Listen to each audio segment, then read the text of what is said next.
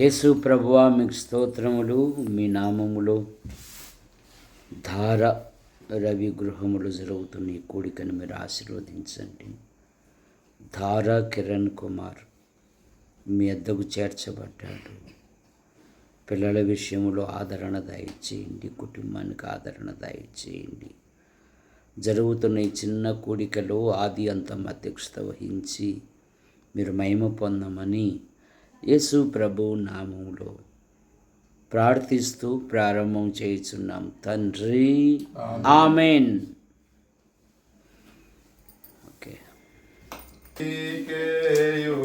యుగముల వరకు ఎంతో నమ్మదగిన దేవా, ఎంతో నమ్మదగిన దేవా, మా దేవుడవై మాకీర్చితివి ఎంతో గొప్ప శుభదినము. మా దేవుడవై మాకీర్చితివి ఎంతో గొప్ప శుభదినము. మేమందరము ఉత్సాహించి సంతోషించెదము. మేమందరము ఉత్సాహించి సంతోషించెదము. కొనియాడెదము మరువబడని మేలులో చేసెనని. కొనియాడెదము మరువబడని మేలులో చేసెనని.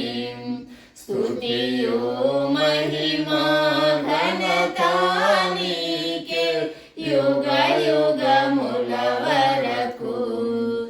ఎంతో నమ్మదగిన దేవా, ఎంతో నమ్మదగిన దేవా, నీవొక్కడవే గొప్ప దేవుడవు. ఘన కార్యములు చేయుదువు.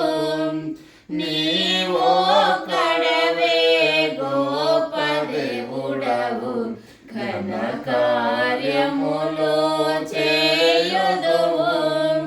నీదు కృపయే నిరంతరము నిలచియుండునుగా.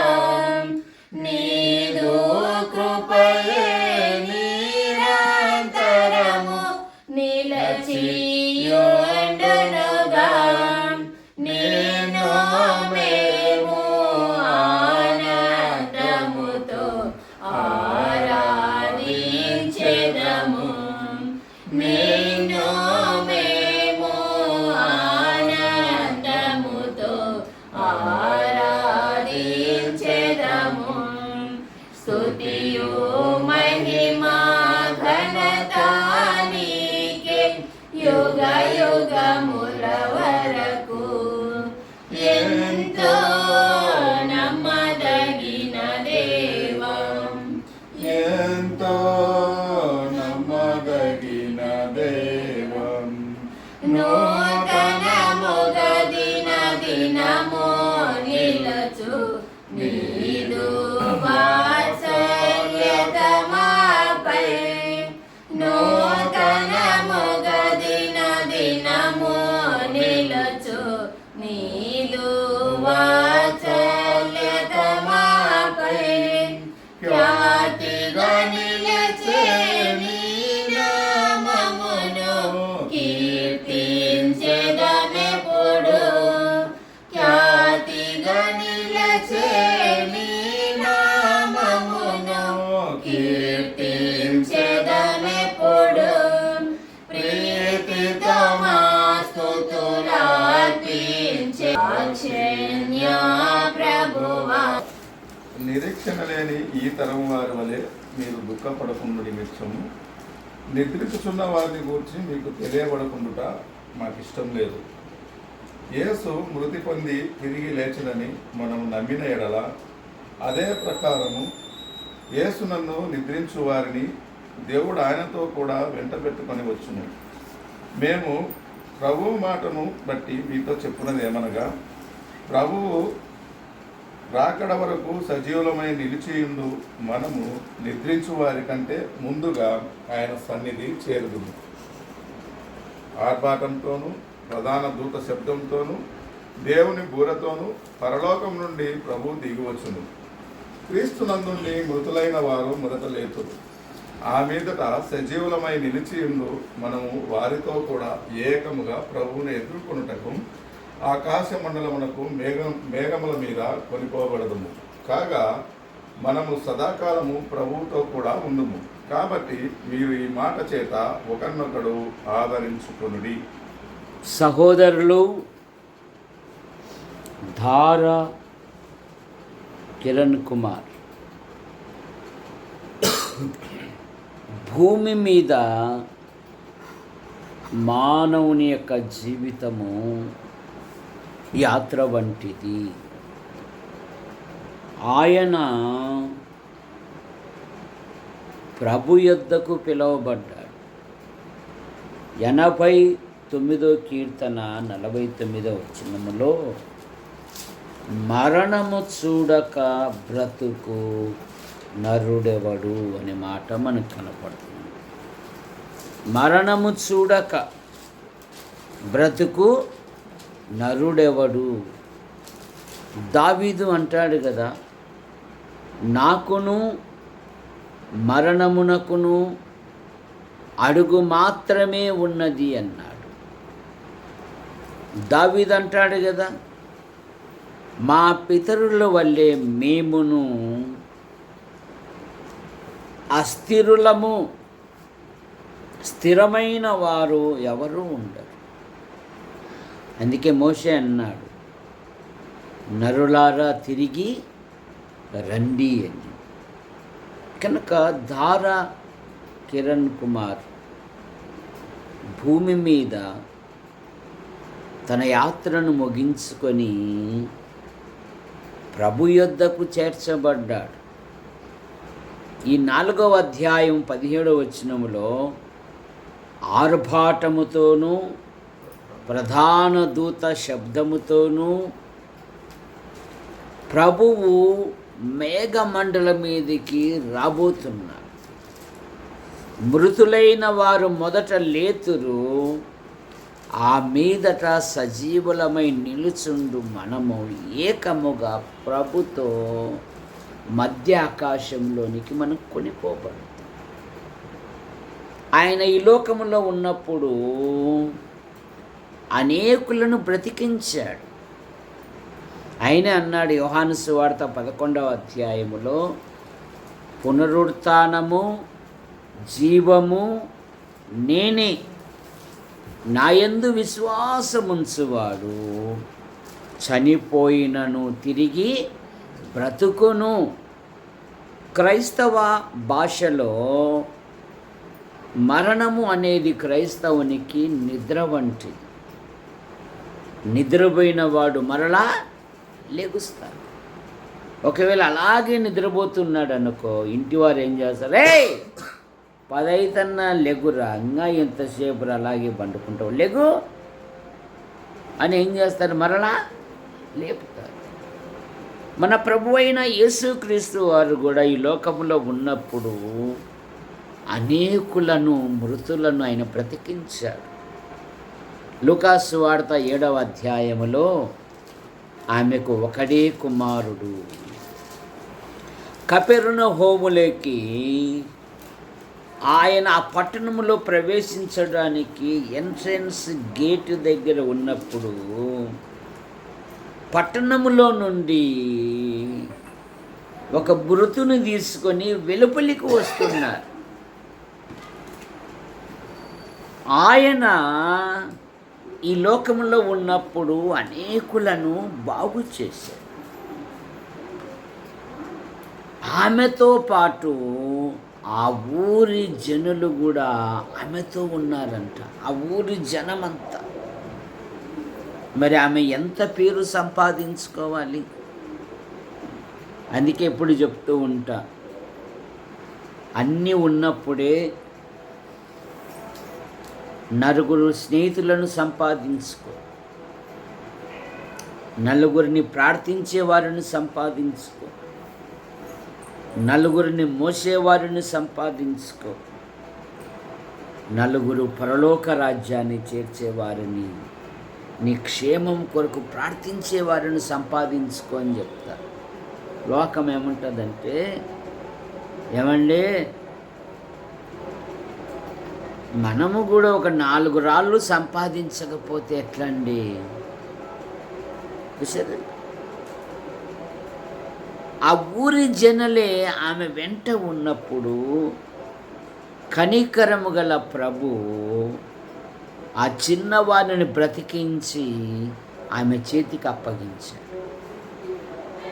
మృతులను సజీవులుగా లేపే దేవుడు మన దేవుడు. లూకాసు వార్త 8వ అధ్యాయము 55వ వచనములో యాయీరు కుమార్తెను బ్రతికించాడు. ఈ యాయీరు ప్రభునకు కబురు పంపాడు, నా కుమార్తె చావనై ఉన్నది, మీరు త్వరగా రండి. ఆలస్యమైంది, చనిపోయారు. బయటేమో పెట్టెలు సిద్ధం చేస్తూ ఉన్నారు. ఎందుకురా బోధకుని శ్రమ పెట్టేది అని ఆయన ఎదుట పిల్ల చేష్టలు చేస్తున్నాడు. ఆయన అంటున్నాడు, స్థలమియ్యుడి. ఏమంట? స్థలమియ్యుడి. ఆ చిన్నదాని యొద్దకు వచ్చి తలితా కుమి అన్నాడు. చిన్నదానా లెమ్ము అనగానే మృతురాలు సజీవురాలైంది. ఇప్పుడు అంటున్నాడు, ఆమెకు ఆహారం పెట్టు. యవ్వనములో ఉన్న పిల్లలు దేవుని సన్నిధికి నడవాలి. మనం ఏం చేస్తున్నామంటే, అమ్మా పో, వాటికి వచ్చే వాళ్ళ జీవితాలన్నీ ఏమన్నా బాగున్నాయా? నాకు రాబుద్దే కాదమ్మా ఈ మాలోళ్ళ మందిరానికి. చూసారా, తీర్పు స్థానానికి వచ్చేసినాం. అలాగైతే నష్టపోతాం. దేవుని సన్నిధికి యెహోషువ ఏమన్నాడంటే, నేనును నా ఇంటి వారు. యెషయా ప్రవక్త ఏమన్నాడంటే, నేనును యెహోవా నాకిచ్చిన పిల్లలు అని. నైనా ఈరోజు ఈ స్థాయిలో ఉన్నామంటే మా గొప్పతనం కాదు, దేవుని కృపేనాయన. ఒకప్పుడు నేను కూలి పనులు చేశాను, ఎన్నో బాధలు పొందాను. కానీ దేవుడు మా శ్రమను, మా కష్టమును చూసి వృద్ధి చేశాడు. మీరు దేవునిలో ఉంటే ఇంతకంటే ఇంకా ఎక్కువ గొప్ప కార్యాలను చూస్తారు. రండి, దేవుని మందిరానికి రండి, దేవుని సన్నిధిలో కూర్చోండి. దివ్య బాప్తీసం పొందిన బిడ్డ ఆదివారం తెలిసి మందిరానికి రాకపోవడము చాలా నష్టం. వయసు వచ్చిన పిల్లలకు కాపుదల ఏందంటే దేవుని మందిరం, దేవుని సన్నిధి, దేవుని సంఘం. దేవుని సంఘములో నుండి ఎదగాలి. లోకములో ఎంత డబ్బు, పేరు, ప్రఖ్యాతులున్నా దేవుని యందు భయభక్తులు కలిగిన వారి జీవితాలలో దేవుడు అద్భుతమైన కార్యాలు జరిగిస్తాడు. కానీ విని ఎరగని రీతి. ఈయన ఉదయాన్నే మోకాళ్ళని ప్రార్థన చేసుకుని, అమ్మా బైబిల్ చదువుకోమ్మా. ఏందమ్మా ఆ ఫోన్లో 24 గంటలు ఎందుకు పనికిరా? బైబిల్ ఎప్పుడో చెప్పింది కదా, భక్తులు అడిగాడు కదా, వ్యర్థమైన వాటిని చూడకుండాన్నట్లు నా కన్నులు, ఇది 1 గంట బైబిల్ చదువు, నీ జీవితంలో దేవుడు కార్యాలు జరిగిస్తాడు. రక్షించబడిన పిల్లలం. ఎటుపోతుంది లోకం? మనం మన పిల్లలను కాపాడుకోకపోతే ఎలాగా? రండి దేవుని సన్నిధికి. దేవుని సన్నిధిలో ఉండుట వలన దీవెన దొరుకుతుందంట. మరొక మాట, మొదటి రాజుల గ్రంథం 17వ అధ్యాయం 22వ వచనములో, సారేపాతు విధవరాలు విశ్వాసముతో ఏలియాను చేర్చుకుంది. 3 ఏళ్ళు 6 నెలలు కుటుంబాన్ని ఆశ్చర్యకరంగా దేవుడు పోషించాడు. తన కుమారుడు ఎండ దెబ్బతో బలహీనుడైపోతే 17వ అధ్యాయం 22వ వచనము, అయ్యా నా పాపాన్ని గుర్తు చేసావా? అయ్యా నా బిడ్డ సజీవునిగా అప్పగించాడు ఏలియా. అలాగే సునేమురాలు, మన ఇంటికి వచ్చుచూ పోవచ్చున్నవాడు భక్తి గలవాడని నేను ఎరుగుదును. ఒక ప్రత్యేకమైన రూము. కిషోర్కి బెడ్రూమ్ ఉంది. బెడ్రూమ్ ఉందే బాబు? కిషోరు, నీకంటూ ఒక బెడ్రూమ్ ఉందే లేదా? దివ్యాకు ఒక బెడ్రూమ్ ఉంది. ఉందమ్మా బెడ్రూమ్? హాల్ ఉంది. కానీ దేవునికి ఇల్లాడుంది. ఒక ప్రత్యేకమైన ప్రార్థన గది ఎక్కడ?